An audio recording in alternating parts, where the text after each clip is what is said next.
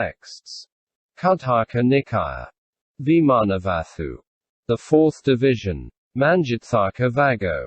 Crimson Mansion. The Bhagava was dwelling at Savathi, in Jetavana, while he was being entertained in the way described in the preceding mansion. A servant girl of a certain household had gathered flowers from a sala tree in full bloom in dark wood, strung them on shreds of bark for bouquets, and then gathering a great quantity of choice flowers, flowers that had fallen, she entered the city. She saw the Bhagava seated in the pavilion and, with a mind of bliss, doing honor with the flowers, placed the bouquets all around his seat, scattered the other flowers, greeted him reverently, made the triple ceremonial circuit around him, and went on her way. Afterwards she died and was reborn among the 33. For her there was a mansion there made of red crystal, and in front of it a great sala grove, the ground of which was strewn with golden sand. When the Devata came out and entered the sala grove, the boughs bent low and scattered blossoms over her. The venerable Elder Monk Maha-Moggallana approached her as described above, and questioned her. In a crimson mansion strewn with golden sand, you delight in the sweetly sounding fivefold instrumental music. Descending from that stately mansion made of jewels, you enter a sala grove that is in perpetual bloom. At the root of every sala tree where you stand, Devata, that magnificent tree sheds its blossoms, bending low. The perfume of the sala grove, breeze shaken, stirred, frequented by birds, blows in all directions like the manjasaka tree. You breathe that pure scent, you see unearthly beauty. Devata, when asked, tell of what deed this is the fruit. Questioned thus by the elder, the Devata answered in these verses. When I was born a human being among men, I was a servant girl in my husband's house. On seeing the Buddha seated, I showered sala blossoms. And I gladly, with my own hands, offered the Buddha a garland well fashioned with sala blossoms. I, having done this deed of righteousness praised by the Buddha, rejoice without grief, happy and healthy. Vimanavathu. Shining Mansion. The Bhagava was dwelling at Rajagaha. And at that time in Rajagaha was a certain lay follower having faith in the Elder Maha-Moggallana. One of his daughters, with faith and bliss, also had great esteem for the elder. Now one day the venerable Elder Monk Maha-Moggallana, while walking for alms in Rajagaha, came up to the house.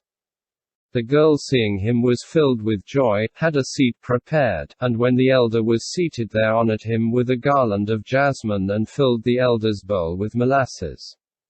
Wishing to give thanks, the elder remained seated. The girl, intimating that because of many housekeeping duties she had no time to listen, said, I will listen to Dharma some other day, paid her respects to the elder and took leave of him. And on that very day she died and was reborn among the 33. The venerable Elder Monk Maha-Moggallana approached her and questioned her in these verses. Lady of shining beauty, superb, clothed in brightly glittering garments, whose psychic potency is great, whose limbs are gleaming sandal wood, who are you, fair Devata, who honor me? And your very costly divan is inlaid with divers jewels, gleaming, on which you when seated shine forth like the king of devas in Nandana grove. What good conduct did you formerly perform, lovely one? Of what deed are you enjoying the resultant in the deva world? Devata, when asked, tell of what deed this is the fruit. Questioned by the elder thus, the Devata explained in these verses. When you were walking for alms I gave you a garland and molasses, reverend sir. This is the resultant of that deed that I am enjoying in the deva world. But remorse is mine, for a misdeed have I committed, reverend sir. I did not listen to Dharma well taught by the king of Dharma. Therefore I say, blessings on you. Whoever would be compassionate towards me, he should incite me in the teachings well taught it is by the king of Dharma. whose have faith in the Buddha and in Dharma and in the jewel of the order, they outshine me in lifespan, fame and brilliance. These other devas are above me in splendor and beauty, of greater psychic potency than I am. Vimanavathu. Elephant Mansion. The Bhagava was dwelling near Varanasi at Isipatana in the deer sanctuary. At that time a laywoman follower who lived in Varanasi, a believer, having faith with bliss, one who practiced the precepts, had a pair of robes woven for the Bhagava and thoroughly washed. Approaching, she laid him at his feet and spoke thus, washed. Approaching, she laid him at his feet and spoke thus, Reverend Sir, may the Bhagava in compassion accept this pair of robes, that it may long be for welfare and happiness. The Bhagava accepted him and, perceiving her qualifications, taught her Dharma. At the conclusion she gained the fruit of stream entry. Sotapanna, first stage of spiritual awakening. Reverently greeted the Bhagava, made a ceremonial circuit round him, and went home. Very soon afterwards she died, was reborn among the 33, became beloved of Sakka, as favorite, Yasudhara by name. Through the power of her deed of merit there arose a noble elephant covered with a net of gold. Upon his back a pavilion of gems arose, and inside it a beautifully prepared jewel couch. And in his two tusks 2 lovely lotus pools bright with lotus and water lilies, made their appearance. There, standing upon the calyx of lotuses, deva maidens, holding the 5 sorts of musical instruments, were dancing and singing. The Bhagava, having dwelt in Varanasi as long as he wished, set out on tour towards Savathi. Once there, he dwelt in Jetavana. Now that Devi, contemplating her bliss and its cause, realized it has as its cause that gift to the teacher, and filled with happiness, faith and reverence toward him she came through the sky upon the back of her glorious elephant as the night was far advanced. Descended from there, paid homage to the Bhagava stretching forth her clasped hands, and stood near.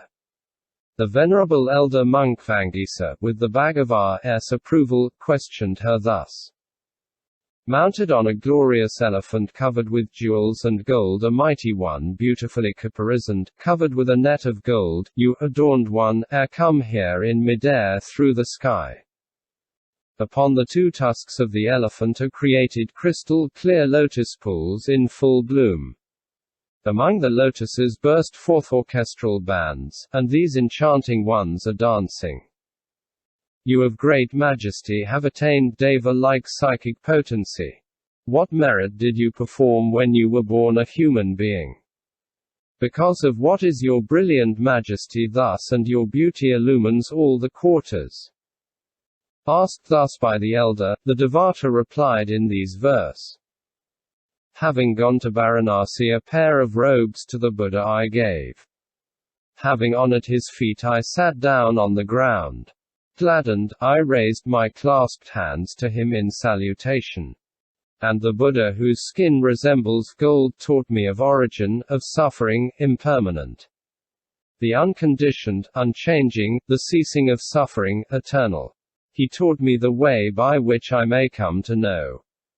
Brief was my lifespan, I died. Deceasing from there, and arising, renowned, in the company of the 30, I am a consort of Sakka, Yasudhara by name, famed in the quarters. Vimanavathu. Aloma's mansion. While the Bhagava was dwelling near Varanasi at Isipatana in the deer sanctuary, he entered Varanasi for alms. There a poor woman named Aloma saw him and having a mind of faith and bliss and seeing nothing else that could be given, thought, such a thing even as this given to the Bhagava will be of great fruit for me, and she offered crumbled, unsalted, dry kamasa.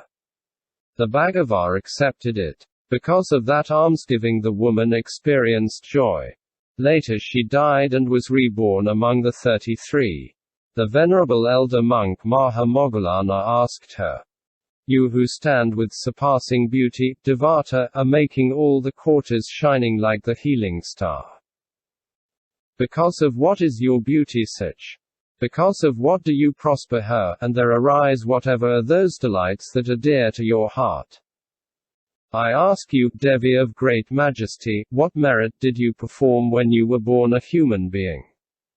Because of what is your brilliant majesty thus, and your beauty illumines all the quarters? That Devata, delighted at being questioned by Moggallana, when asked the question explained of what deed this was the fruit.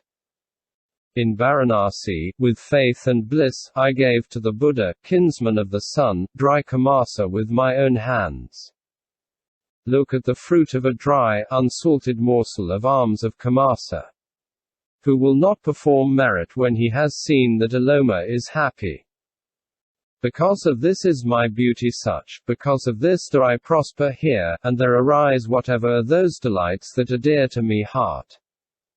I make known to you, monk of great majesty, what merit I performed when I was born a human being. Because of this is my brilliant majesty thus, and my beauty illumines all the quarters. Vimana. RICE-GRUEL-GIVER'S mansion. The Bhagava was dwelling at Andhakavinda. At that time a wind disease arose in the Bhagava's abdomen. The Bhagava said to the venerable Elder Monk Ananda, Go, Ananda, when you have walked for alms bring some sour rice gruel as medicine for me. I will do so, reverend sir, he promised, and, taking the bowl that had been given by the great kings, he stood at the door of the home of a physician who was his server. The physician's wife saw him, went out to meet him, greeted him, took the bowl and asked the elder, What sort of medicine do you need, reverend sir? She, you see, was an intelligent woman and realized, the elder comes here when he needs medicine, not for food, and when he said for some rice gruel, she thought, this medicine is not for my master. Indeed this bowl is none other than that of the Bhagava. Come, let me get rice gruel fit for the protector of the world. And filled with happiness and reverence she prepared gruel with jujube juice, filled the bowl, and, to go with it, she prepared and sent him other food besides. By the use of that the illness of the Bhagava was relieved. Afterwards the woman died, arose among the 33 and was happy, enjoying great deva bliss.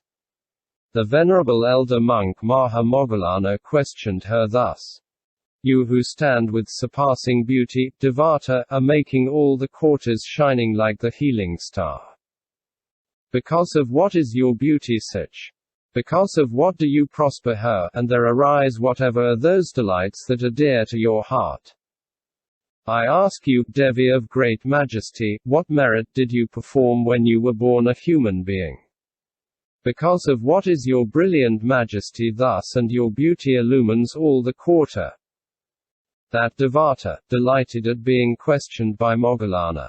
When asked the question explained of what deed this was the fruit. In Andhakavinda I gave to the Buddha, kinsman of the sun, some gruel cooked with jujube, flavored with oil. Mixed with pepper and with garlic and with lamajaka with a devout mind I gave it to the upright one. She who shall hold sway as consort of a wheel-turning king, a woman lovely in every limb, graceful in her lord's eye is worth a 16th part of this gift of rice gruel. 100 Nikas, 100 horses, 100 mule-drawn chariots, 100,000 maidens bedecked in jeweled eardrop are worth a 16th part of this gift of rice gruel. 100 Himalayan elephants with tusks like chariot poles, hefty and lordly elephants with armor and trappings of gold are worth a 16th part of this gift of rice gruel. May, not even he who shall hold sway here over the 4 continents is worth a 16th part of this gift of rice gruel.